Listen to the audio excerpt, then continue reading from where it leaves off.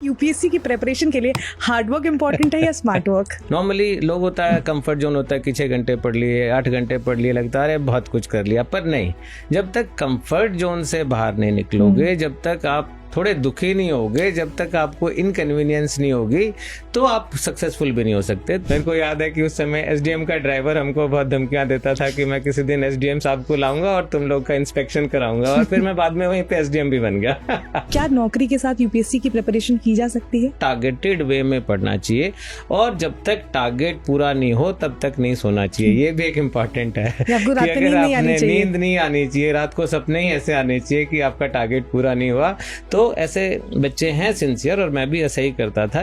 मैं 2026 में मान लीजिए मुझे यूपीएससी सीएससी के एग्जाम में मुझे बैठना है और मैं सोच रही हूँ कि मैं प्रिपेयर करूँ, मैं बस 1 साल का वक्त है, तो मैं अभी से किस तरह से तैयारी शुरू कर सकूँ? तो सबसे पहले टाइम टेबल बनाइए, उसमें टारगेट बनाइए, और उसमें नंबर ऑफ आवर्स 12 घंटे से कम मत रखिए, और एनसीईआरटी की सारी किताबें पढ़ डालिए। आपको आईएएस ऑफिसर बनना है तो दिन रात वो सपना देखना ही चाहिए, आईपीएस बनना है तो वो देखना ही चाहिए, अपने आप को वर्दी में देखना चाहते हैं तो वो आपको सोते जागते मिलना चाहिए, वही सपना आना चाहिए, और फिर उस सपने को पूरा करने के लिए जुनून से, पूरी मेहनत से लग जाना चाहिए आपको।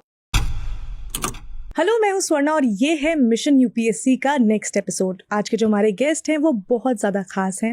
उन्होंने न केवल आईएएस जो है उसका एग्ज़ाम क्रैक किया, उसके बाद वो सर्विस में भी बहुत सालों से हैं, और अब रिसेंटली उनकी एक किताब आई है जो मुझे लगता है जो भी एस्पिरेंट ये एपिसोड देख रहे होंगे उनके लिए काफ़ी मोटिवेशनल बुक है। तो आज हमारे साथ हैं सज्जन यादव सर। तो आज हम सर से बहुत सारी बातें करेंगे और जानेंगे उनकी जर्नी के बारे में। तो sir, welcome to switch. Thank you very much. Thank you Swarna. तो सर, मेरा फर्स्ट क्वेश्चन आपसे, सिविल सर्विसेज ही क्यों और कहाँ से मोटिवेशन आया आपके पास?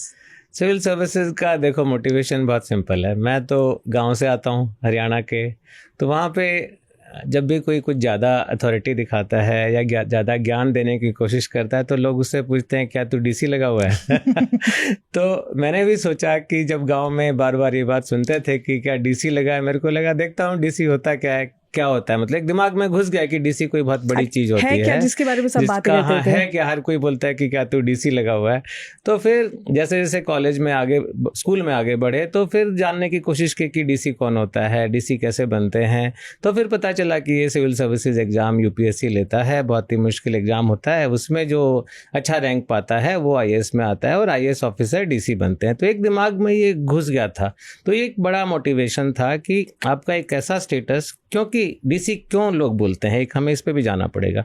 क्योंकि जब भी किसी की कोई प्रॉब्लम होती है, स्पेशली गांव में या शहर में भी, तो सबसे पहला जो उसका प्रॉब्लम सॉल्वर है जो हम बोलते हैं वो डीसी है। अगर किसी का कोई भी प्रॉब्लम हो, लॉ एंड ऑर्डर प्रॉब्लम हो, झगड़ा हो गया हो, कोई सरकारी योजना का लाभ नहीं मिल रहा हो, या लैंड रिकॉर्ड में कोई गलती हो गई हो, किसी भी तरह की प्रॉब्लम किसी की है, उसको सॉल्व करने वाला डीसी है। तो इसलिए डीसी को लोग समाज में एक बहुत ऊंची नज़र से देखते हैं। तो हम भी चाह रहे थे कि एक रूरल एरिया से आके एक ऐसे पेडेस्ट्रल पे पहुंचा जाए जहां पे सब लोग आपका सम्मान करें, और साथ साथ आप इस पोजीशन में हो कि आप लोगों की लाइफ में चेंज ला पाएं, लोगों के लिए कुछ कर पाएं। तो मैंने सोचा कि मैं जरूर आईएएस ऑफिसर एक दिन बनूंगा। जी, बात करते हैं आपकी तैयारी की, क्योंकि जब भी यूपीएससी की प्रिपरेशन की बात आती है तो हमें याद है कि हमें बचपन से बोला जाता था कि भाई 16 घंटे पढ़ना है, 18 घंटे पढ़ना है, और तुम्हें मतलब ऐसा कि 3-4 साल तक तुम्हें और कुछ करना ही नहीं है, और इतना डरा दिया जाता है ना कि ऐसा लगता है कि भाई इसमें तो पढ़ना ही नहीं है। तो मैं आपकी जर्नी के बारे में जानना चाहती हूँ, जो प्रिपरेशन की जर्नी रही आपकी, क्योंकि उसकी भी एक बहुत इंटरेस्टिंग स्टोरी होती है। तो वो बताइए कैसी रही? देखिए, इसमें कुछ तो एग्जेजरेशन है और कुछ सच्चाई है। तो एग्जेजरेशन ये है कि 17-18 घंटे तो लगातार कोई भी नहीं पढ़ सकता है, और पढ़ना भी नहीं चाहिए मैं कहूँगा, क्योंकि आपकी हेल्थ भी इम्पॉर्टेंट है, आप बर्नआउट भी होते हैं, एग्जॉस्ट भी होते हैं। तो एक ह्यूमनली पॉसिबल जितना है उतना ही पढ़ना चाहिए, और लेकिन ऐसा भी नहीं कि आप अपने कंफर्ट जोन में बैठे रहें। नॉर्मली लोग होता है कंफर्ट जोन होता है कि 6 घंटे पढ़ लिए 8 घंटे पढ़ लिए, लगता है बहुत कुछ कर लिया, पर नहीं। जब तक कंफर्ट जोन से बाहर नहीं निकलोगे, जब तक आप थोड़े दुखी नहीं होगे, जब तक आपको इनकन्वीनियंस नहीं होगी, तो आप सक्सेसफुल भी नहीं हो सकते। तो एक ऑप्टिमम है कि 12 से 14 घंटे तो पढ़ना ही चाहिए। मैं भी जब तैयारी करता था तो मैं लगभग 12 से 14 घंटे पढ़ता था। उस समय रेगुलरली पढ़ता था। रेगुलरली मतलब कि करीब 6 महीने प्रीलिम से पहले 5-6 महीने, मेन से पहले 5-6 महीने, तो ये मैं पढ़ता था, तो लगभग रेगुलर हो गया। और उस समय फॉर्चुनेटली या अनफॉर्चुनेटली सोशल मीडिया नहीं था, डिस्ट्रैक्शन कम था। आज के टाइम में डिस्ट्रैक्शन ज़्यादा है, तो मैं महीने में 1 दिन ब्रेक लेता था, अपने गांव जाता था, थोड़ा फैमिली से मिलता था। अदरवाइज़ मैं दिन में 12 से 13 घंटे पढ़ता था, फोकस्ड वे में पढ़ता था। और दूसरा इम्पॉर्टेंट है कि हिसाब रखना पढ़ाई का, कि कितने घंटे आप पढ़े। ऐसे बहुत सारे एस्पिरेंट हैं जो एक लॉग मेंटेन करते हैं कि आज मैंने क्या कोई समय वेस्ट तो नहीं किया। जब हम मेरी किताब पे आएंगे, वहाँ सत्यम गांधी है, वो सत्यम गांधी की स्टोरी है। सत्यम गांधी रोजाना रात को एक लॉग देखता था अपना, लिखता था कि मैंने कहाँ समय वेस्ट किया, कहाँ मैं समय को बचा सकता हूँ। तो ये बहुत इंपॉर्टेंट है। और आपको थोड़े दोस्त कम रखने चाहिए। पढ़ाई के दौरान मेरे भी कम थे, बिल्कुल जुनून से पढ़ना चाहिए उस समय में, क्योंकि दोस्त होंगे तो टाइम इन्वेस्ट करना पड़ेगा, उनके साथ जाना पड़ेगा, उनके साथ बात करनी पड़ेगी। तो ऐसा नहीं है कि दोस्त नहीं होने चाहिए, दोस्त होने चाहिए, पर कम दोस्त होने चाहिए जो आपको सपोर्ट करते हो, आपकी टांग नहीं खींचते हो, आपको डिमोरलाइज नहीं करते हो। तो इस तरह से एक टारगेटेड वे में आप अगर लगातार पढ़ेंगे, फुल फोकस के साथ पढ़ेंगे, तभी आप सक्सेसफुल हो पाएंगे। जी, हम ब्रेक्स की बात कर रहे थे। आप कहते महीने में 1 दिन आप ब्रेक लेते थे, घर जाते थे। कोई मूवी, क्योंकि उस टाइम में सीरीज वगैरह होती थी, बट मूवीज वगैरह कुछ नहीं होता था उस टाइम पे। नहीं, मूवीज तो होती थी, लेकिन मूवीज के लिए मूवी हॉल में जाना पड़ता था। ऐसे नहीं है कि आपने इंटरनेट ऑन किया या आपने लैपटॉप पे देख लिया, फ़ोन पे देख लिया, वैसा नहीं था। मूवी के लिए आपको स्पेशली 3 घंटे की मूवी के लिए टिकट लेके जाना पड़ता था। तो मेरे को इतना मूवीज़ का शौक नहीं था। मैं उसी चीज़ को ब्रेक मानता था कि मैं अपने कॉलेज हॉस्टल में मैं रहता था हिसार में, तो वहाँ से फिर मैं अपने गाँव जाता था। गाँव में नाना जी नानी जी से मिलता था, दूसरे रिलेटिव से मिलता था, थोड़ा खेत में जाके आता था, थोड़ा खेत का काम करता था। तो एक वो जो 18-20 घंटे का ब्रेक होता था कि शाम को जाता था, अगले दिन सुबह वापस आ जाता था, तो वहाँ उससे माहौल चेंज हो जाता था और अच्छा लगता था। जी, तो जो वो 2-3 साल की आपकी जर्नी रही थी, आपका first attempt then second attempt, उसकी स्टोरी बताइए कि किस तरह से आपने, क्योंकि सब्जेक्ट्स बहुत सारे होते हैं इस एग्जाम में, सिलेबस बहुत ज़्यादा होता है, तो वो सारी चीज़ें किस तरह से मैनेज की आपने?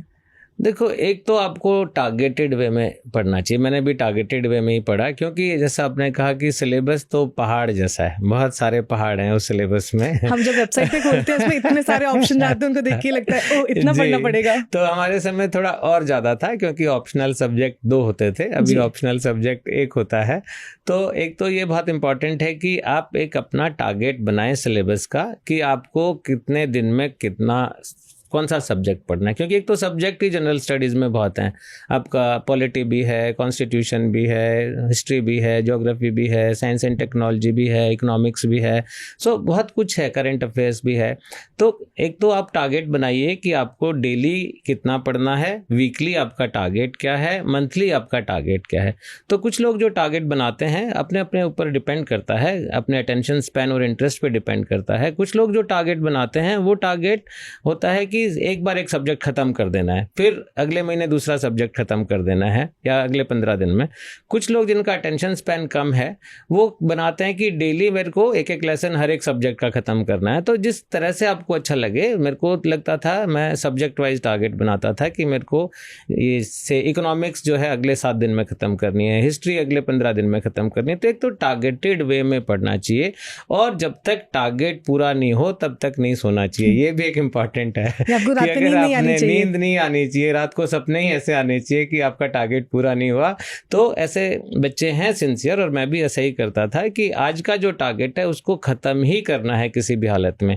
थोड़ा बफर रख सकते हैं कि 2 वीक के बाद एक संडे का बफर रखा, जिसमें जो छूट गया उसको आपने पूरा किया।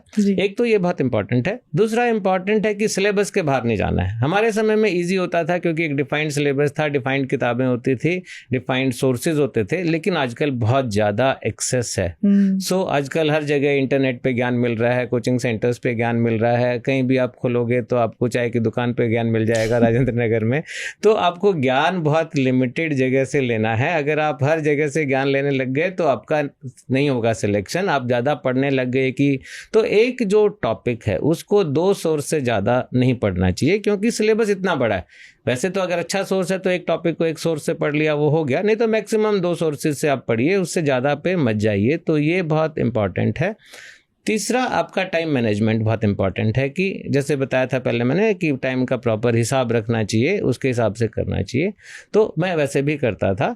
और एक और जो स्ट्रेटजी उस समय भी थी और आज और ज़्यादा भी है, वो है कि मॉक टेस्ट बहुत देना है। बीच बीच में आपको देखते रहना है कि मैं कहाँ स्टैंड कर रहा हूँ, मेरा कितना प्रिपरेशन हो गया, मेरा कौन सा एरिया वीक है। हाँ, रियलिटी चेक लेना चाहिए। और उससे आपको पता भी चलता है कि कौन सा पार्ट वीक है, कहाँ पे आपने अच्छे से पढ़ाई नहीं की, या कहाँ पे आप ठीक मटेरियल से नहीं पढ़ रहे हैं, कहाँ पे आपको कुछ और पढ़ना चाहिए जी। तो ये अगेन एक बहुत इंपॉर्टेंट पार्ट है जो करना चाहिए, मैं भी करता था। तो ये सारी जो स्ट्रेटजी है कि टारगेटेड वे में सेलेक्टेड सोर्सेज से पढ़ना चाहिए और पूरी मेहनत से पढ़ना चाहिए, पूरे लगन से करना चाहिए। केवल दूसरों को दिखाने के लिए कि मम्मी पापा को दिखा रहे हैं कि हाँ पापा मैंने तो आज इतना पढ़ लिया, या दोस्त को दिखा रहे हैं, शो ऑफ करने से कुछ फ़ायदा नहीं है। बी ऑनेस्ट टू योरसेल्फ, तो अच्छा रहेगा आपके लिए। जी। सर, आपने सोर्स की बात की एस्पिरेंट को लेकर, तो अगर मैं आपसे पूछूं कि आपने कहा कि हर सब्जेक्ट के 2 सोर्सेज होने चाहिए। मान लीजिए जब भी कोई एस्पिरेंट ये एपिसोड देख रहा हो तो उसके लिए ये डाउट हो सकता है कि हमारे पास बहुत सारे सोर्सेज अवेलेबल है, तो हमें किस तरह से वो 2 सोर्सेज जो हैं वो सेलेक्ट करना चाहिए? देखिए, सबसे पहले तो जो जनरल स्टडीज़ के बारे में मैं बात करूँगा कि NCERT बुक जो है वो सालों साल से बहुत इम्पोर्टेंट सोर्स है। हमारे समय भी NCERT बुक बिल्कुल जो है भगवत गीता की तरह है कि उसका एक एक चीज़ याद हो जाना चाहिए। तो NCERT बुक आपका एक इम्पॉर्टेंट सोर्स है, कोई भी सब्जेक्ट आपको पढ़ना है तो। दूसरे सब्जेक्ट के लिए बहुत सारी स्टैंडर्ड बुक्स आती हैं, अलग अलग सब्जेक्ट की है, कोई लक्ष्मीकांत की बुक है या किसी और राइटर की बुक है, तो वो मार्केट में पता है, या इंटरनेट देखेंगे पता चल जाएगा, या किसी से गाइडेंस लेंगे पता चल जाएगा कि एक जो उस टॉपिक पे जो स्टैंडर्ड बुक आजकल मार्केट में चल रही है वो एक स्टैंडर्ड बुक से पढ़ना चाहिए। तो ये 2 सोर्सेज इनफ हैं। तीसरा इंपॉर्टेंट है इसमें, जो कि हर जगह पे है, वो है करंट अफेयर्स। करंट अफेयर्स ना केवल करंट अफेयर्स के लिए इंपॉर्टेंट है, क्योंकि जो करंट अफेयर्स का पार्ट भी आता है, बल्कि वो सारे सब्जेक्ट के लिए इंपॉर्टेंट है, क्योंकि बहुत सारे जो क्वेश्चंस हैं, वो जो दूसरी टॉपिक्स के क्वेश्चन हैं, वो करंट अफेयर्स से इंस्पायर्ड होते हैं बहुत बार। जैसे कि मान लीजिए कोई कॉन्स्टिट्यूशन अमेंडमेंट हुआ, तो वो वैसे तो करंट अफेयर्स का क्वेश्चन है, लेकिन उस क्वेश्चन से पॉलिटी का क्वेश्चन हो जाएगा। कोई हिस्टोरिकल साइट नई खोजी गई इंडस वैली सिविलाइजेशन की, तो वो करंट अफेयर्स भी है, लेकिन उससे हिस्ट्री का क्वेश्चन इंस्पायर हो सकता है, हिस्ट्री का क्वेश्चन आ सकता है।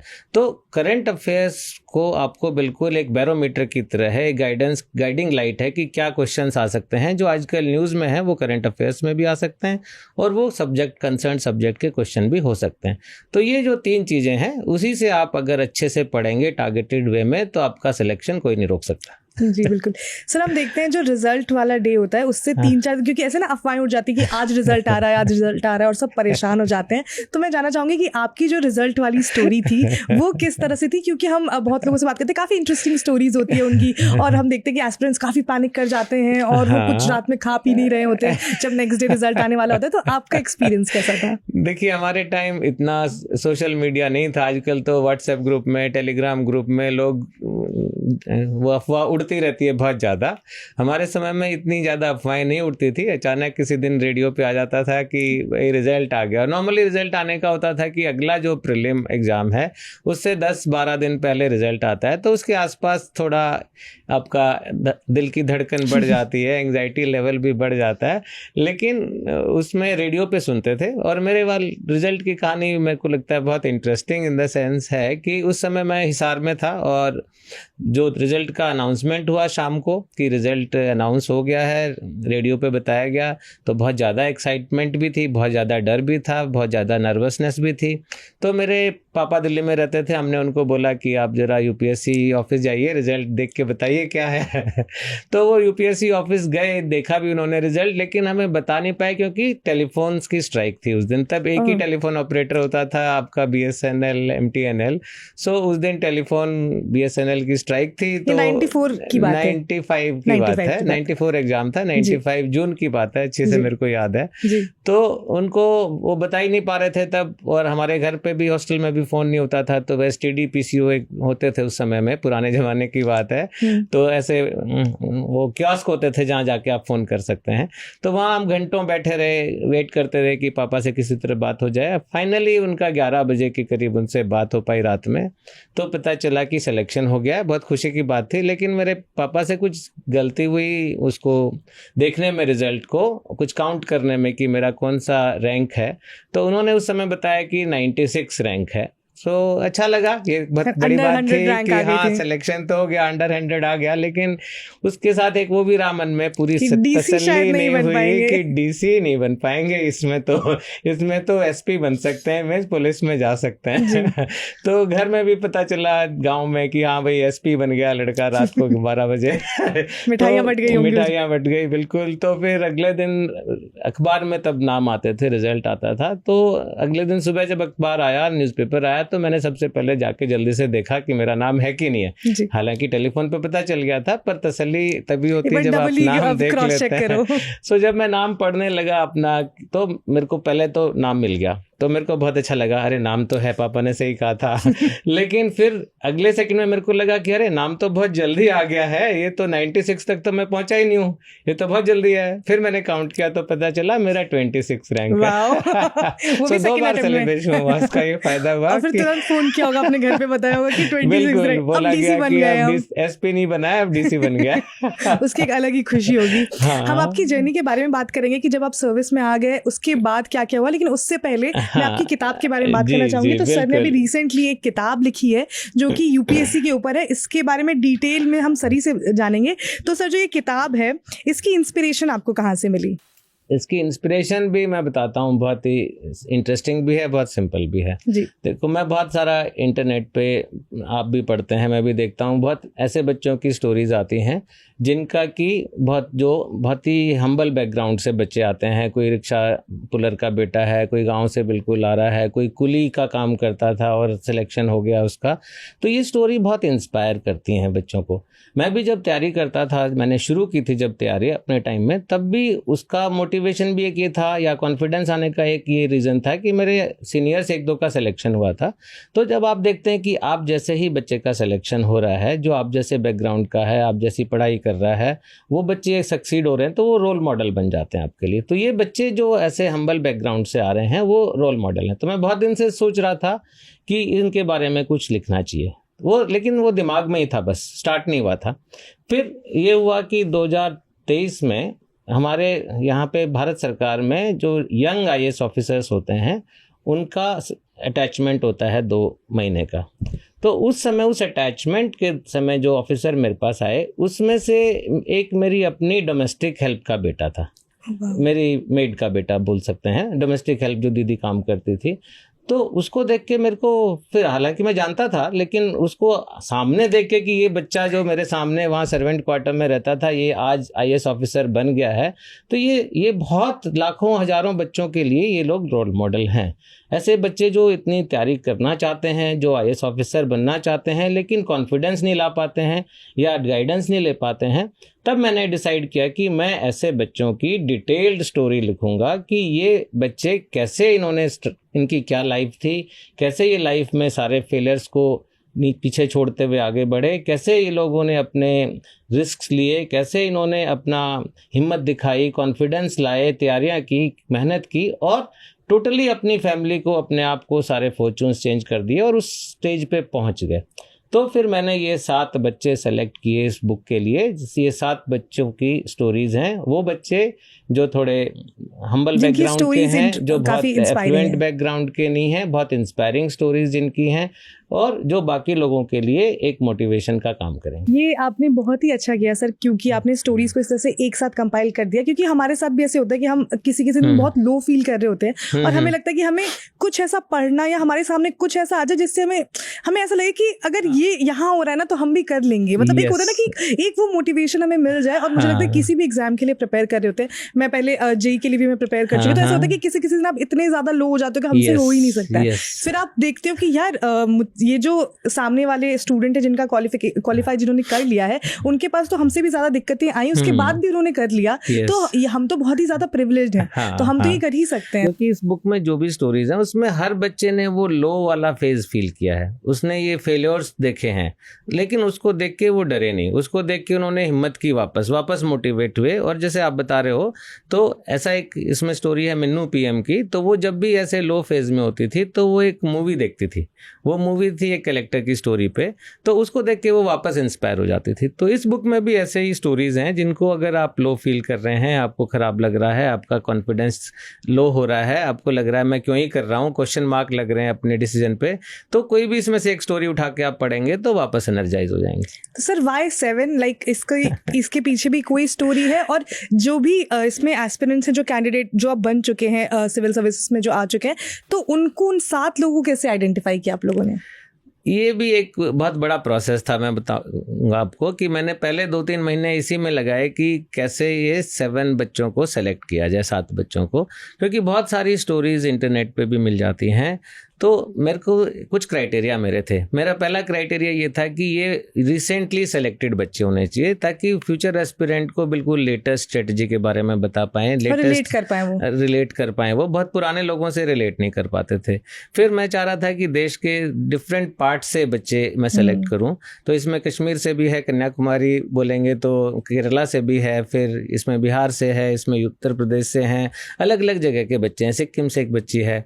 तीसरा था कि लड़कियां भी होनी चाहिए, बहुत लड़कियां हमारी बेटियां काम कर रही हैं, उनको भी बहुत इंस्पिरेशन की ज़रूरत है। कुछ ऐसे भी होने चाहिए जो फैमिली रिस्पॉन्सिबिलिटी के नीचे दब गए थे, जिनके सपने, लेकिन फिर भी उन्होंने उन सब धूल को हटाया, उस जिम्मेदारी से ऊपर उठे और आईएएस की तैयारी की। तो इस तरह से मैंने ये धीरे धीरे फिल्टर्स लगा के 7 बच्चे, 7 का नंबर ऐसा कोई सैक्रोसेंट नहीं है, लेकिन बुक का एक थिकनेस को देखते हुए बुक में जितना आप लिख सकते हैं, तो ये फर्स्ट फेज में 7 बच्चों की स्टोरी है। और 8वां चैप्टर इसमें है ऑन द स्ट्रेटजीज, ये 7 बच्चों की क्या स्ट्रेटजी रही, क्या सक्सेस मंत्रा रहे और क्या एग्जाम पैटर्न है, ये सब फिर 8वें चैप्टर में है। जी, वैसे तो 7 की ही स्टोरी काफी इंटरेस्टिंग होगी, बट इसमें से कोई एक स्टोरी, किसी स्टोरी से हम बहुत ज्यादा कनेक्ट कर जाते हैं, तो इसमें से ऐसी कोई एक स्टोरी? इसमें एक तो मैंने बताया आपको भरत सिंह की स्टोरी है, जो कि उससे मेरे को बहुत प्यार है, क्योंकि वो मेरे बच्चे की तरह ही है, हमारे ही घर में रहता था और मैं उसको देखता था बचपन से कि वो बच्चा बिल्कुल दुबला पतला एक सर्वेंट क्वार्टर में पीछे रह रहा है और लगातार पेरेंट्स भी पढ़ाई पे उसका ध्यान दे रहे हैं। उस बच्चे की स्टोरी में ना बहुत सारे लेसन्स हैं सबके लिए। तो पहला तो मैं ये बताऊँगा कि एक जो परसिवरेंस होता है कि आप एक चीज़ के पीछे लगे रहें तो बहुत सक्सेसफुल अल्टीमेटली हो जाएंगे। तो इसमें भी है कि उस बच्चे को क्लास 5 तक वो गवर्नमेंट स्कूल में पढ़ता था, फिर क्लास 6 में उसको मौका मिला संस्कृति स्कूल में जाने का। संस्कृति स्कूल दिल्ली में बहुत थोड़ा एफ्लुएंट कैटेगरी का स्कूल है, जिसमें सारे पॉलिटिकल लीडर्स के बच्चे पढ़ते हैं, IAS IPS ऑफिसर्स के, आर्मी ऑफिसर्स के या बिजनेसमैन के बच्चे पढ़ते हैं। तो उसके भरत के फादर संस्कृति स्कूल में पियोन हैं, तो उनको मौका मिला क्लास 6 में कुछ इकोनॉमिकली वीकर सेक्शन के बच्चों का एडमिशन हो रहा था, तो भरत का भी एडमिशन हो गया। लेकिन वहाँ पे एडजस्टमेंट एक बहुत बड़ा इशू था। आप सीधा सरकारी स्कूल से उठ के, उस माहौल से उठ के एक अलग ही माहौल में चले जाते हैं, दूसरे बच्चे आपका मजाक उड़ाते हैं। उसका भी मजाक उड़ता था कि उसके पहनने के स्टाइल पे, उसके बाल लंबे होते थे, उस पे बालों में तेल लगा होता था, उस पे उसकी आंखों में काजल लगा होता था, उस पे बहुत बच्चे उनको बुलिंग करते थे, ऐसे EWS के बच्चों को, क्लास डिवीजन हो जाता था। तो एज ए रिजल्ट क्या हुआ कि बाकी बच्चे छोड़ के चले गए एक एक करके, लेकिन भरत वहीं अड़ा रहा। अगर भरत भी छोड़ के चला जाता तो आज यहाँ नहीं होता वो। इसीलिए वो परसिवरेंस है कि उसने वो माहौल में ढला, उसने धीरे धीरे दोस्त बनाए उस एफ्लुएंट कैटेगरी से, उसने इंग्लिश सीखी, क्योंकि वहाँ तो इंग्लिश में ही सब बोला जा रहा था। तो वहाँ पे पहली स्टेज पे वो वहाँ पे अडिग रहा। तो ये एक बड़ा लेसन यहाँ पे है। दूसरा एक और बड़ा लेसन भरत की स्टोरी में है, वो ये है कि आपको रिस्क लेना पड़ता है लाइफ में, रिस्क के बिना सक्सेस नहीं मिलती है। तो भरत का कंटिन्यू करते हैं कि भरत संस्कृति स्कूल से 12वीं करके वो DTU जो दिल्ली टेक्नोलॉजिकल यूनिवर्सिटी में चला गया एज मैकेनिकल इंजीनियरिंग में, मैकेनिकल इंजीनियरिंग पास की और टाटा मोटर्स में जॉब लग गई। तो ये एक बहुत बड़ा जंप है उस स्टेज से लेके, आप सोचिए एक सर्वेंट क्वार्टर से लेके और टाटा मोटर्स में मैनेजर के पद पे पहुंचने का एक बहुत बड़ा जंप था। तो कोई भी वहाँ सेटिस्फाई हो सकता था, बट भरत को लग रहा था कि नहीं, अभी उसका सपना अभी और बचा हुआ है, सपना पूरा नहीं हुआ है, डीसी बनना है, डीसी बनना है। ऑब्वियसली वो देखता भी था, जैसे मेरे को देखता था, या बाद में अपने दोस्तों से सुनता था कि उनके पेरेंट्स का क्या जॉब है, क्या पावर्स हैं, क्या अपॉर्चुनिटीज़ हैं। तो फिर उसने एक प्रीलिम्स दिया जॉब के साथ साथ, लेकिन प्रीलिम्स में अच्छा नहीं कर पाया। तो जब बाहर निकला जनरल स्टडीज़ के पेपर के बाद, तो पापा ने पूछा, उसके साथ में गए थे, कि बेटा कैसा हुआ। सब नेचुरल है, सबके पापा पूछते हैं। तो उसने कहा कि पापा अच्छा नहीं हुआ, लेकिन अगर मैं नौकरी छोड़ देता हूँ तो मैं डेफिनेटली अगली बार क्लियर कर लूँगा। तो उस समय एक बहुत दुविधा है कि एक नया नया स्टेटस मिला है, नया नया पैसा आना शुरू हुआ है, लेकिन बच्चा तो बात कर रहा है कि मैं नौकरी छोड़ देता हूँ। तो उसके पापा ने लेकिन साथ दिया, और भरत की भी बहुत हिम्मत थी कि उसने वो बड़ा रिस्क लिया, उसने टाटा मोटर्स की नौकरी छोड़ दी और फुल टाइम तैयारी की। लेकिन फिर ऐसा नहीं है, यूपीएससी बड़ा सांप सीढ़ी टाइप है, एक बार आपको ले जाता है, प्रीलिम क्लियर हो गया, मेंस क्लियर हो गया, लेकिन सिलेक्शन नहीं होता है। मेरे साथ भी ऐसा हुआ था। दूसरी बार हो सकता है आपका प्रीलिम्स ही क्लियर नहीं हो, पर तीसरी बार आपका सब कुछ क्लियर होकर टॉप रैंक हो जाए। तो भरत के साथ भी ऐसा हुआ कि एक लो फेज आया जिसमें उसका कहीं सिलेक्शन नहीं हो रहा था, लेकिन फाइनली उसका थर्ड या फोर्थ अटेम्प्ट में सिलेक्शन हुआ। तो वो रिस्क टेकिंग एबिलिटी है, वो परसिवरेंस है, वो फेलियर में भी आपको छोड़ के भागना नहीं है। इसलिए भरत की स्टोरी मेरे को बहुत अच्छी लगती है। जी, अभी हम बात कर रहे थे कि जिस तरह से भरत ने अपनी नौकरी छोड़ी और फिर उन्होंने प्रिपेयर किया, तो बहुत सारे ऐसे एस्पिरेंट हैं, भरत की स्टोरी बहुत ही ज़्यादा इंस्पायरिंग है, बट बहुत सारे ऐसे एस्पिरेंट्स होते हैं जो ये अफोर्ड ही नहीं कर सकते, जो जॉब के साथ ही प्रिपेयर करते हैं। तो उन एस्पिरेंट्स के लिए क्या सजेशन होगा कि क्या नौकरी के साथ यूपीएससी की प्रिपरेशन की जा सकती है? देखिए, मैं ये नहीं कहूँगा कि आपको बिल्कुल ही इनसिक्योर होके करना है, क्योंकि वो आपको फिर आपके दिमाग में बहुत टेंशन डाल देता है। तो जॉब सिक्योरिटी के लिए अगर आपके पास जॉब है तो जॉब के साथ साथ थोड़ी तैयारी आप कर सकते हैं। लेकिन जब क्रिटिकल टाइम है, जब लास्ट 3 मंथ्स क्रिटिकल हैं मेंस से पहले, या लास्ट 3 मंथ्स क्रिटिकल हैं प्रीलिम्स से पहले, एक तो आपको उस समय में जॉब से छुट्टी लेनी चाहिए। उस समय आप जॉब करते हुए नहीं कर सकते। ठीक, आप जॉब मत छोड़िए, लेकिन छुट्टी ले लीजिए, चाहे वो पे विदाउट पे छुट्टी मिलती है, कैसे भी मिलती है, सबैटिकल, और कई जगह पेड लीव भी मिल जाती है, कई जगह एडवांस लीव भी मिल जाती है। तो एक तो आप ये कर सकते हैं। इसमें इसी बुक में स्टोरी है मिन्नू पीएम की, जो कि केरला पुलिस में जूनियर क्लर्क थी। तो उसने जॉब के साथ साथ किया, ना केवल जॉब, उसकी तो फैमिली थी, बच्चा था, उसके बाद भी उसने सारी जिम्मेदारियों को निभाते हुए किया। तो ये इम्पॉर्टेंट है कि आप जॉब है तो उसके साथ कर सकते हैं, लेकिन आपको बाकी लोग से डबल मेहनत करनी पड़ेगी, क्योंकि आपको जॉब में भी 8 घंटे देने पड़ेंगे और कम से कम 8 घंटे आपको पढ़ाई में भी देने पड़ेंगे। तो आपका जो बाकी सारी चीज़ें छूट जाएंगी। तो ये इम्पॉर्टेंट है। और दूसरा, जब समय आएगा, बिल्कुल नज़दीक पहुंचेंगे एग्जाम के, उस समय फुल फोकस के साथ करना पड़ेगा। तो मतलब हो सकता है नौकरी के साथ भी कर सकते हैं, नौकरी के साथ भी हो सकता है, हो सकता है एक अटेम्प्ट एक्स्ट्रा लग जाए, हो सकता है कि बाकी लोग दिन में 12 घंटे मेहनत कर रहे हैं, आपको 16 घंटे पढ़ना पड़े, या 16 घंटे काम और मेहनत करनी पड़े, लेकिन हो सकता है, मैनेज हो सकता है। जी, अब हम वापस आ जाते हैं आपके एक्सपीरियंस पर। तो जो फर्स्ट पोस्टिंग होती है वो काफ़ी इंटरेस्टिंग होती है, तो उसके बारे में थोड़ी सी स्टोरी बताइए कि कहाँ आपकी फर्स्ट पोस्टिंग हुई और वहाँ पे क्या क्या कुछ डिफरेंट था। देखिए, फर्स्ट पोस्टिंग से पहले भी मैं बताऊंगा। जी जी, बिल्कुल बिल्कुल। तो आईएएस का जो ट्रेनिंग होती है उसमें 2 साल की ट्रेनिंग होती है। तो 2 साल की ट्रेनिंग में 1 साल की ट्रेनिंग आपकी एकेडमी में होती है मसूरी में।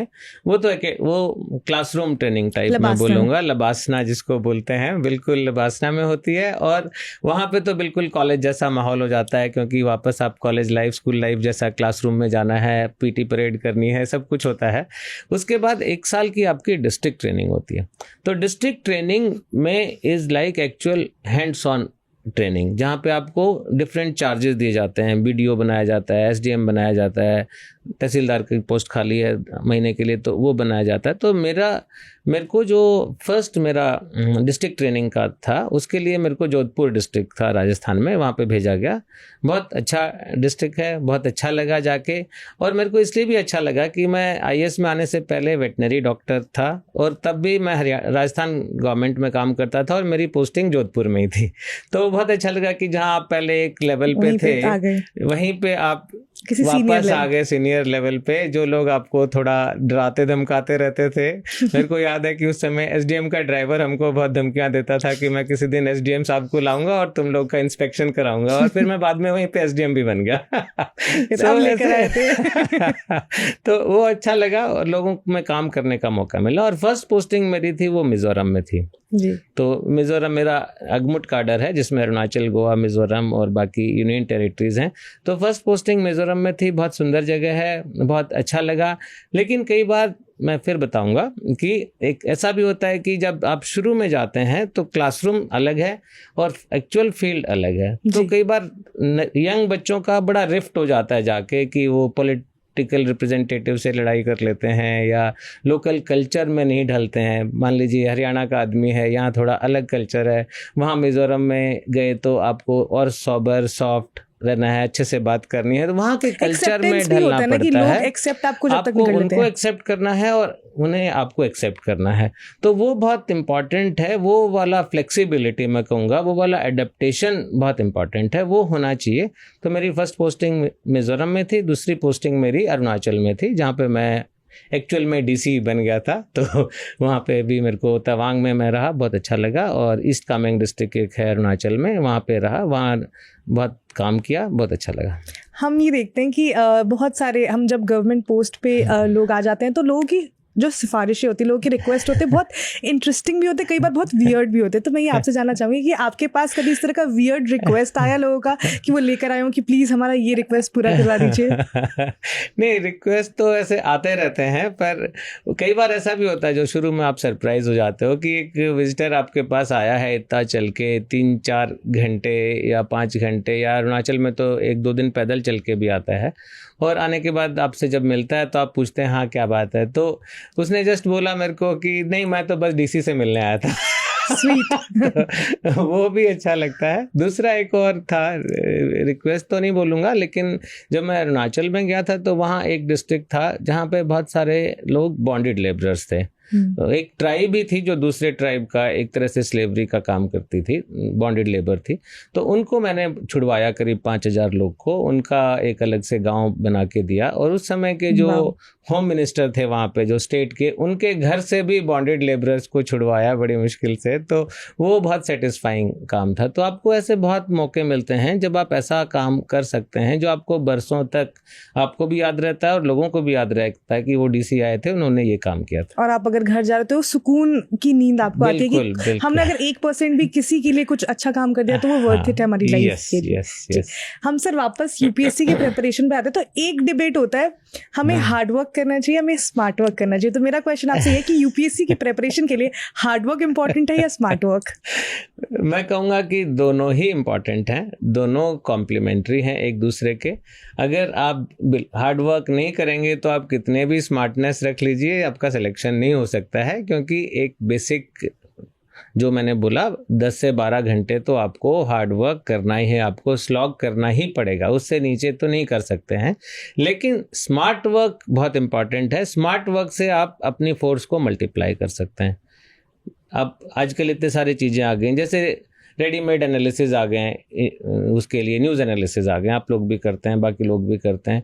तो स्मार्टली ये है कि आप कहीं जा रहे हैं तो आपने कान में लगाया और सुनते हुए चले गए।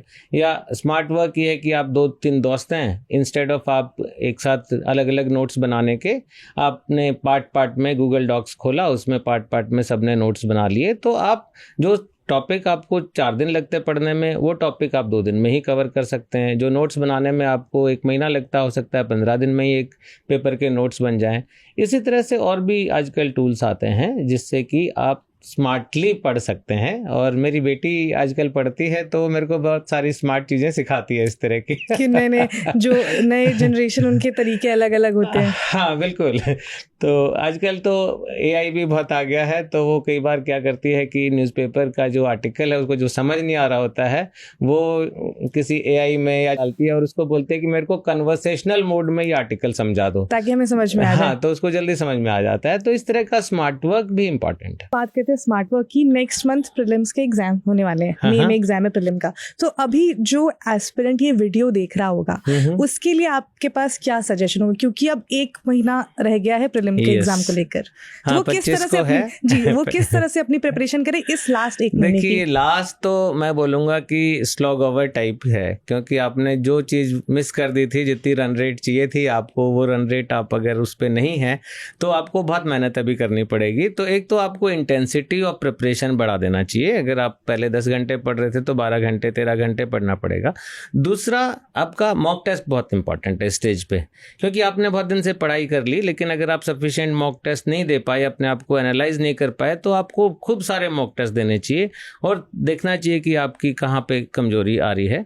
तीसरा, इससे ये भी होगा कि एग्जाम समय में, और मॉक टेस्ट बिल्कुल एग्जाम लाइक कंडीशन बना के दीजिए। या तो आप जहाँ किसी सेंटर में जा रहे हैं तो ठीक है, वहाँ एग्जाम लाइक कंडीशन है, नहीं तो घर पे भी ऐसा नहीं है कि पार्ट नहीं करना है, टाइमर लगाना है, एक बिल्कुल सिक्लूडेड कमरे में बैठना है और वहाँ पे ये सोच के कि मैं एग्जाम सेंटर पे हूँ, एग्जाम दे रहा हूँ, उसको करना चाहिए। चौथा, कॉन्फिडेंस लूज नहीं करना चाहिए। अगर थोड़ा बहुत कम भी नंबर आ रहे हैं मॉक टेस्ट में, कुछ चीज़ छूट भी गई है सिलेबस की, तो कोई बात नहीं है, आप जितना कर सकते हैं अपना जी जान से करिए, लेकिन आप कॉन्फिडेंट रहिए कि ये सिलेबस तो पहाड़ जैसा सब लोग के लिए है। इतने सारे मॉक टेस्ट तो सब लोग को देने होते हैं, इतना तो सबको ही मेहनत करनी है, तो सबके साथ यही कंडीशन आ रही है, आप अकेले नहीं है। तो एक सेल्फ कॉन्फिडेंस को लूज नहीं करना है, पूरे जोश से जाके जीत के जो टारगेट से आपको प्रीलिम्स देना है। मेरा क्वेश्चन ये है कि मान लीजिए जैसे मैं 2026 में मान लीजिए मुझे यूपीएससी सीएससी के एग्जाम में मुझे बैठना है और मैं सोच रही हूँ कि मैं प्रिपेयर करूँ, मैं बस 1 साल का वक्त है, तो मैं अभी से किस तरह से तैयारी शुरू कर सकूँ? ये क्वेश्चन उन लोगों के लिए जो एस्पिरेंट मान लीजिए कॉलेज लास्ट ईयर में, जो सोच रहे हैं कि उन्हें यूपीएससी के लिए तैयारी करनी है और उनके पास 1 साल का वक्त है, तो वो किस तरह से, क्योंकि प्रीलिम्स होगा, क्योंकि ये एग्जाम भी पूरा 1 साल चलता है, फिर उसके बाद मेंस का एग्जाम आ जाएगा, तो फिर प्री के बाद मेंस के लिए कैसे तैयारी करें? तो ये पूरे 1 साल की जर्नी को वो किस तरह से डिवाइड करें? सबसे पहले तो आपको शुरू करना है एनसीईआरटी की बुक से। तो सबसे पहले टाइम टेबल बनाइए, उसमें टारगेट बनाइए और उसमें नंबर ऑफ आवर्स 12 घंटे से कम मत रखिए और एनसीईआरटी की सारी किताबें पढ़ डालिए। अगर आपको किसी सब्जेक्ट में थोड़ा कमज़ोर है तो उसमें 9th 10th की किताब से शुरू करें, अगर अदरवाइज़ आप 11th 12th की किताब से शुरू करें। तो सबसे पहले जो फाउंडेशन आपको डालनी है वो एनसीईआरटी की बुक से डालनी है और साथ में एक न्यूज़पेपर कम से कम और एक करंट अफेयर्स मैगजीन। बस इतने से आप तैयारी शुरू कर लें। 3-4 महीने में फर्स्ट उसमें राउंड में आप एनसीईआरटी की सारी किताबें ख़त्म कर दें, साथ साथ एक मैगजीन और न्यूज़पेपर पढ़ते रहें। That is step 1। Then second step में आपको जो कॉमन बुक है, पॉपुलर बुक है या जो रिकमेंडेड बुक है अलग अलग सब्जेक्ट की, कुछ हिस्ट्री की हैं, कुछ पॉलिटी के लिए हैं, तो एनसीईआरटी के बेस के ऊपर आपको ओवरले करना है स्टैंडर्ड बुक से। तो जो चीज़ एनसीईआरटी में छूट गई थी आपकी, वो उस स्टैंडर्ड बुक से पढ़िए, पर अगेन एक सब्जेक्ट के लिए एक स्टैंडर्ड बुक से ज़्यादा मत पढ़िए और साथ साथ आपका न्यूज़पेपर और ये चलता रहेगा। तो अगले 3 महीने में आप इस पे कर दीजिए। एक आपने एनसीईआरटी पूरी कर ली, फिर आपने एक एक स्टैंडर्ड बुक से जो भी गैप फिलिंग था वो पूरा कर दिया, साथ में आपका करंट अफेयर्स चल रहा है। उसके बाद मॉक टेस्ट दीजिए। मॉक टेस्ट के 1-2 राउंड दीजिए, देखिए कि आप कहाँ पे कमज़ोर हैं, तो देन स्टार्ट रिवीजन अकॉर्डिंगली जहाँ पे आप कमज़ोर हैं। तो इसमें आपका 8-9 महीने लग जाएंगे। थोड़ा आपको उसके बाद ये करना है कि साथ साथ राइटिंग प्रैक्टिस भी करनी है। तो डेली आंसर राइटिंग बहुत इंपॉर्टेंट है। आंसर राइटिंग बहुत इंपॉर्टेंट है। प्रीलिम्स के लिए मॉक टेस्ट, मेंस के लिए आंसर राइटिंग प्रैक्टिस। तो ऐसा नहीं सोचें कि प्रीलिम्स देने के बाद आप मेंस की तैयारी शुरू करेंगे। प्रीलिम्स के साथ साथ थोड़ी मेंस की तैयारी शुरू कर दें, जो आपका एक ऑप्शनल सब्जेक्ट है जो प्रीलिम में नहीं आएगा लेकिन मेंस में आएगा, और थोड़ा आंसर राइटिंग प्रैक्टिस या ऐसे राइटिंग प्रैक्टिस, कुछ भी लिखिए रोजाना। कुछ आप या रोजाना नहीं लिख सकते हैं, एक वीक में 2-3 पेज लिख दीजिए, ऐसे टाइप में कोई भी सब्जेक्ट पे लिख दीजिए या पुराने जो टॉपिक्स हैं उन पे लिख दीजिए। तो ये आपका साथ साथ तैयारी चल रही है आपकी प्रीलिम्स की भी और मेंस की भी। तो जब प्रीलिम के लास्ट के 2 महीने बचते हैं, 2 से 3 महीने, उस समय जोरदार तैयारी टोटली प्रीलिम फोकस्ड करनी है, फिर मेंस को छोड़ देना है। और जैसे ही प्रीलिम खत्म होता है, 1-2 दिन के ब्रेक के बाद, चाहे आप पहले तो कॉन्फिडेंट रहिए, ये सोचिए कि मेरा प्रीलिम क्लियर होगा ही होगा, तो 2-3 दिन का ब्रेक लीजिए, फिर मेंस की तैयारी शुरू कर दीजिए, क्योंकि एक एक दिन काउंट करते हैं। प्रीलिम होगा आपका मई में, मेन शुरू हो जाएंगे सितंबर में। तो अगर आपने बीच में समय गवा दिया, रिजल्ट का वेट करते रहे, तो आपका वो बहुत ही गोल्डन पीरियड वेस्ट हो जाएगा, जो मेरे साथ भी हुआ था। तो वैसा नहीं करना है और आपको प्रीलिम के तुरंत बाद मेंस की तैयारी शुरू कर देनी है। आंसर राइटिंग, ऑप्शनल सब्जेक्ट वापस पढ़ना, और बाकी तो आपने प्रीलिम में पढ़ा तो जीएस वाले तो सारे चीज़ें हैं, केवल एथिक्स ऐसे पे ज़्यादा फोकस रहेगा मेंस में। बाकी आपने तैयारी करी ली है तो उसी को रिवाइज करना है। जी बिल्कुल सर। ऐसा होता है कि इस पूरी जर्नी में, क्योंकि बहुत लंबी जर्नी है, पूरे 1 साल की जर्नी है, एग्जाम में भी फिर 1 साल का टाइम लग जाता है, तो बहुत बार ऐसा होता है कि लोग डीमोटिवेट हो जाते हैं। तो क्या आपके साथ भी ऐसा हुआ? और जब ऐसी चीज़ें होती हैं तो क्या उस टाइम पर आप क्या करते थे? और कोई ऐसी बुक्स जो सिलेबस की नहीं हो, लेकिन उस टाइम में क्या कोई ऐसी बुक्स होती थी जो आप पढ़ते थे, जो आप रेकमेंड करना चाहेंगे एस्पिरेंट्स को, जो उन्हें पढ़नी चाहिए प्रिपरेशन के टाइम में, जो सिलेबस से रिलेटेड नहीं है बट वो उनकी लाइफ के लिए अच्छी है? एक तो ये देखिए, पहली बात तो जो डिप्रेशन का फेस है, जो फेलियर का है, या जो अपने आप का ही डिसीजन क्वेश्चन करने लग जाते हैं कि मैं क्यों सिविल सर्विसेज की तैयारी कर रहा हूँ, ये लगभग सभी एस्पिरेंट के साथ होता है। इस बुक में मेरी जो 7 हीरोज़ हैं उनके साथ भी हुआ, मेरे साथ भी हुआ, और जो हज़ारों बच्चे हमारे तैयारी कर रहे हैं उनके साथ भी होता है, क्योंकि सिलेबस ज़्यादा है, कंपटीशन टफ है, तो ये तो होगा ही। लेकिन यहीं आपके कैरेक्टर की पहचान होती है कि आपका कैरेक्टर कितना स्ट्रांग है, आपकी स्टील कितने, आपकी नर्व्स कितनी स्टील की बनी है कि टाइटेनियम की बनी हुई है। तो एक तो आपको उसमें लो नहीं होना है, लेकिन ये तो कहने की बात है, बोलेंगे भाई लो तो हो ही रहे हैं। तो उसके लिए 2-3 चीज़ें हैं। एक तो आपको कोई भी मोटिवेशनल स्टोरी है, मोटिवेशनल फिल्म है, या जो आपको मोटिवेट करती है चीज़, चार्ज अप करती है वापस, वो करनी चाहिए, नंबर 1। दूसरा, फैमिली का सपोर्ट बहुत इंपॉर्टेंट है कि ऐसे मौके पे जब बच्चा थोड़ा डिप्रेस हो रहा है, जब उसको रोना आ रहा है या उसको थोड़ा लैक ऑफ कॉन्फिडेंस है, तो फैमिली को उसको रीअश्योर करना चाहिए, उसको वापस उसका प्रेशर कम करना चाहिए, उससे बात करनी चाहिए। और बच्चे करते भी हैं, कोई अपनी माँ से बात करता है, कोई बहन से बात करता है। तीसरा, कुछ फ्रेंड्स भी इंपॉर्टेंट है। मैंने शुरू में कहा बहुत फ्रेंड्स नहीं होने चाहिए, लेकिन 1-2 फ्रेंड ऐसा होना चाहिए जिससे आप ये चीज़ें शेयर कर पाओ। और चौथा है कि थोड़ा आपको बर्नआउट से अपने आप को बचाना है, तो डेली अपने लिए चाहे कितना भी पढ़ाई बची है, लेकिन आधा घंटा 40 मिनट आपको अपनी हेल्थ के लिए रखना है। चाहे आप मेडिटेशन करें, योगा करें, या आप जॉगिंग करिए, कोई गेम खेलिए, तो 40-45 मिनट्स जरूर अपने लिए रखने हैं, क्योंकि अगर आप हेल्दी ही नहीं रहे तो आपका माइंड भी हेल्दी नहीं है, आपका टाइम और वेस्ट होगा।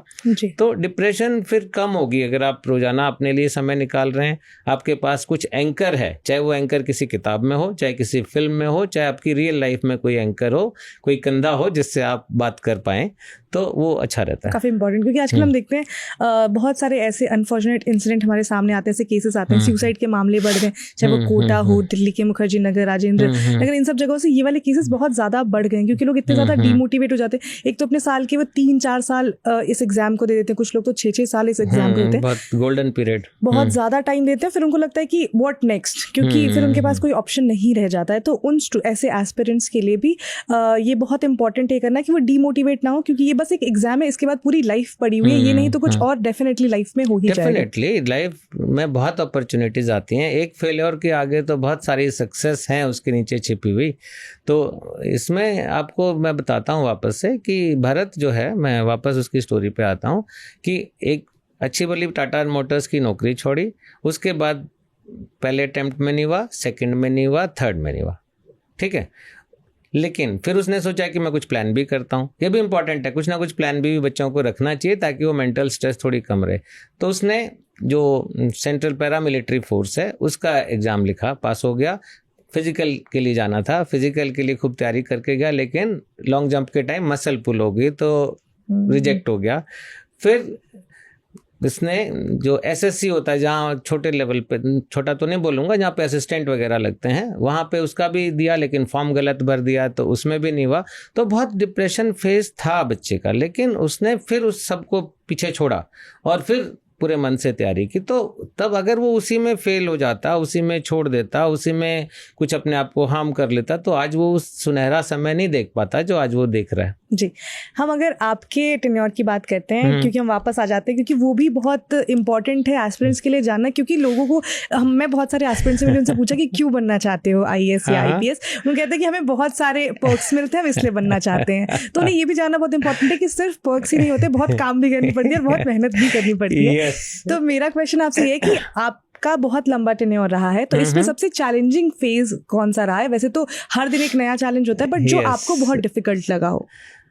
देखिए, सबसे चैलेंजिंग फेज होता है जब आप फील्ड में होते हैं, क्योंकि वहाँ पे आप ही लीडर हैं, आप ही के ऊपर सारी जिम्मेदारी है। उसमें वापस आते हैं कि डीसी या कलेक्टर या डिस्ट्रिक्ट मजिस्ट्रेट जब आप होते हैं जिस पीरियड में, उस पीरियड में वो बहुत चैलेंजिंग भी होता है, वो बहुत सेटिस्फाइंग भी होता है, दोनों चीज़ें होती हैं। क्योंकि एक तो सारा कुछ आप ही को देखना है, जिले में लॉ एंड ऑर्डर प्रॉब्लम हो गई, या डिस्ट्रिक्ट में लोगों को बेनिफिट कुछ नहीं मिल रहा है, या डिस्ट्रिक्ट में कोई पानी की समस्या हो गई, या बिजली नहीं आ रही है, या जो भी चीज़ें हैं सारी आपको देखनी है, तो इसलिए आपका चैलेंज बढ़ जाता है। लेकिन और आपके पास लेकिन अपॉर्चुनिटी भी बहुत है, आपके पास इतनी बड़ी मैन पावर है, आपके पास सैकड़ों, तो कम से कम मैं बोलूँगा हज़ारों भी हो सकते हैं, पर हज़ारों लोग हैं, सैकड़ों भी नहीं, जो आपके कहने पे काम करते हैं। आपके पास इतने सारे रिसोर्सेज होते हैं, इतनी सारी गवर्नमेंट की स्कीम है जिनका आप फ़ायदा पहुंचा सकते हो, तो वो एक बहुत बड़ा कैनवस आपको देता है, जिसमें पर्क्स तो होती हैं। देखिए, बच्चों को मैं बोलूँगा पर्क्स हैं, पर्क्स तो आपको कॉर्पोरेट लाइफ में भी मिल जाएंगी। पर्क्स आपको इतना अट्रैक्ट नहीं करती हैं जितना कि opportunity to serve people, opportunity to bring change in the lives of people, opportunity to provide them what they need. So that is very important. तो जो आपको मिलती है, और वो सबसे चैलेंजिंग फेज मेरे को लगता है वही मेरा था जब मैं डीसी था ईस्ट कामेंग डिस्ट्रिक्ट में अरुणाचल में, या तवांग डिस्ट्रिक्ट में था, या दिल्ली में साउथ दिल्ली डिस्ट्रिक्ट में डीसी था। उस समय की चीज़ें बहुत चैलेंजिंग होती हैं, क्योंकि आपसे बहुत एक्सपेक्टेशंस होती हैं, आपका इंटरेक्शन बहुत वाइड उससे होता है, मीडिया से भी होता है, पॉलिटिकल रिप्रेजेंटेटिव से भी होता है, पब्लिक से भी डेली बेसिस पे होता है। उसके बाद धीरे धीरे जब आप ऊपर जाते हैं तो थोड़ा पब्लिक से दूर हो जाते हैं, थोड़ा आपका डेस्क वर्क बढ़ जाता है। ये आपका प्योर फील्ड वर्क है, जिसमें रिजल्ट भी बहुत फास्ट आता है, अपॉर्चुनिटी भी बहुत मिलती हैं आपको, लेकिन आपको परेशान करने वाले भी बहुत होते हैं। जी, जब हम बात आईएएस ऑफिसर या डीसी की करते हैं, तो एक और जो बात आती है सामने आती है, एक पॉलिटिकल प्रेशर की, क्योंकि बहुत सारे ऐसे कैंडिडेट हैं जो नए नए आईएएस आईपीएस चुनकर आए होंगे, तो कितना ज़्यादा पॉलिटिकल प्रेशर होता है और उसको जो नए कैंडिडेट हैं वो किस तरह से डील करें? देखिए, मैं मानता हूँ कि पॉलिटिकल प्रेशर होता ही नहीं है, ये आपको माइंडसेट की बात है। माइंडसेट में आप ये देखिए कि हम डेमोक्रेसी में हैं। Democracy is what? Democracy is will of the people, है ना? तो विल ऑफ द पीपल कैसे एक्सप्रेस होती है? Will of the people express होती है पब्लिक रिप्रेजेंटेटिव्स के थ्रू।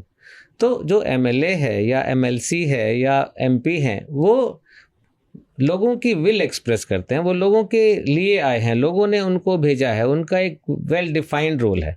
अगर हम ये मान के चलें कि सबका अपना अपना रोल है, एक ऑफिसर का अपना रोल है, एक पॉलिटिकल रिप्रेजेंटेटिव को अपनी ड्यूटी करनी है, तो आपको वो प्रेशर फील नहीं होगा, क्योंकि वो जो बोल रहे हैं, जो जनता चाहती है वो बोल रहे हैं, जो पब्लिक चेंज लाना चाहती है उनके थ्रू, उसके बारे में बात कर रहे हैं। तो अगर हमारे गोल अलाइंड हैं तो फिर कोई प्रेशर नहीं आएगा। दूसरी चीज़ मैं बताना चाह रहा हूँ कि अगर कोई अनड्यू प्रेशर आता है, कोई गलत काम करने के लिए बोलता है या कोई लालच दिखा के काम करने के लिए बोलता है, तो वो आपको नहीं करना है। उसमें आपको, जब तक आप ऑनेस्ट हैं, जब तक आपके कोई और एजेंडाज नहीं हैं, आप स्ट्रेट हैं, कोई आपका कुछ नहीं बिगाड़ सकता है। उसमें आप कितना भी कोई प्रेशराइज कर ले, वो खोखला प्रेशर है, वो आपका कुछ नहीं बिगाड़ पाएगा।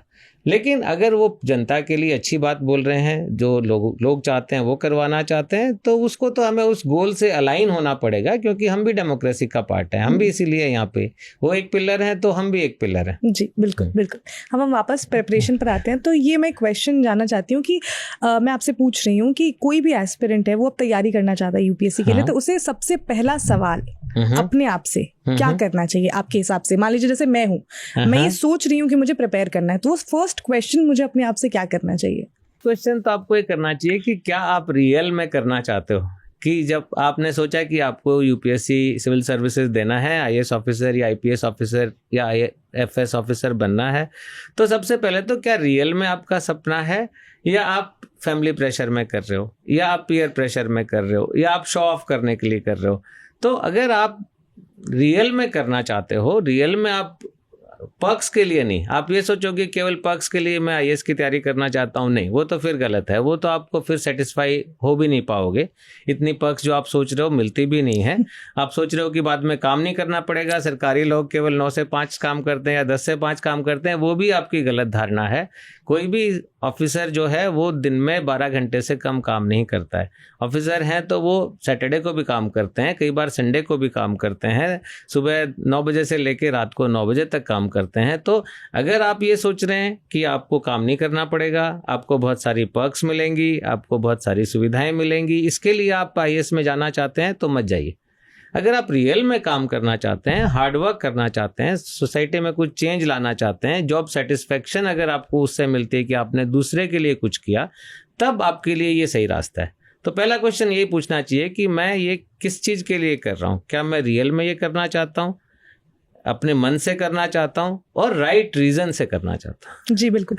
एक डिबेट जब जो एस्पिरेंट्स के बीच में होती है वो ये भी होती है, लोग ऐसा कहते हैं जो प्रिपेयर कर रहे होते हैं, या फिर उनको ऐसा कहा जाता है जो लोग प्रिपरेशन कर रहे होते हैं, उनको लोग ये कहते हैं कि अगर तुम प्रिपेयर करो तो तुम सब कुछ छोड़ दो, दीन दुनिया, तुम्हें किसी से कुछ मतलब नहीं होना चाहिए, फैमिली से मतलब नहीं होना चाहिए। लव लाइफ पे बहुत ज़्यादा डिबेट होती है कि तुम्हारी लव लाइफ नहीं होनी चाहिए उस टाइम पर, तो उस पर आपकी क्या राय है? क्या ऐसी होना चाहिए कि सब कुछ छोड़ दो? देखिए, बहुत कुछ तो छोड़ना पड़ेगा। जो आप कह रहे हो ना, वो 90% तो ठीक है कि 90% आपको सारी चीज़ें छोड़नी पड़ेंगी, लेकिन 100% ब्लैकआउट नहीं कर सकते। 100% कि आप टोटली फैमिली से कट ऑफ हैं, कोई भी आपका दोस्त नहीं है, कोई भी आप एंटरटेनमेंट आपका नहीं है, कोई भी आप अपनी हेल्थ पे नहीं ध्यान दे रहे हैं, टोटली एक कमरे में बंद होके काम लगातार पढ़ रहे हैं, तो वो सस्टेनेबल नहीं है।